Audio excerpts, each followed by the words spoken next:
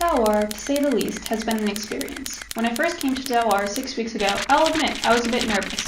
I had never been to France, I hadn't spoken any French since high school, and I was about to live with a family that I had never met or even had talked to before. It was all very scary.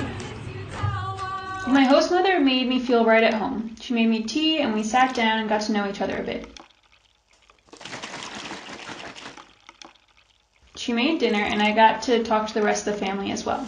I went to bed that night feeling a bit more comfortable. Classes began a couple days later and I was very excited for both of them. I was excited to get to be creative and make animations, as well as learn about the history of France. I later realized why I'm not a liberal arts student.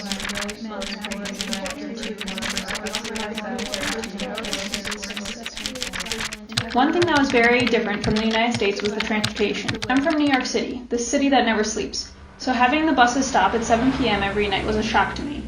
Since I lived in Talloires, most days I walked to school. It was a very beautiful walk, especially very early in the morning in the crisp summer air when all is quiet. It is so peaceful and tranquil. The walk takes me through a small village that has a narrow pathway and tall houses on the sides. It makes me feel like Belle from Beauty and the Beast. The walk home, though, is not as fun. It's very hot and the hill is steep. It's more of a hike than a walk. The cool part is that just before you get to my house, I get to watch the paragliders land. The landing spot is right outside my house. I found the paragliders so cool that my host mother even took me to where they take off so that we could watch them. It reminds me of the Toy Story line, "That's not flying, that's just falling with style."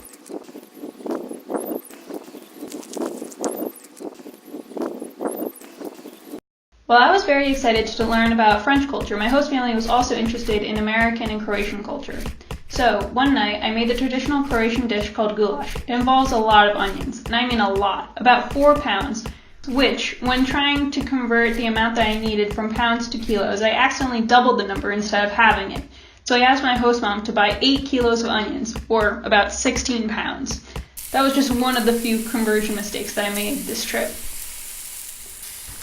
All in all, this program has been an experience of a lifetime. Between the friends that I've made, hikes that I've done, and things that I've learned inside and outside of classes, this has really been an amazing experience.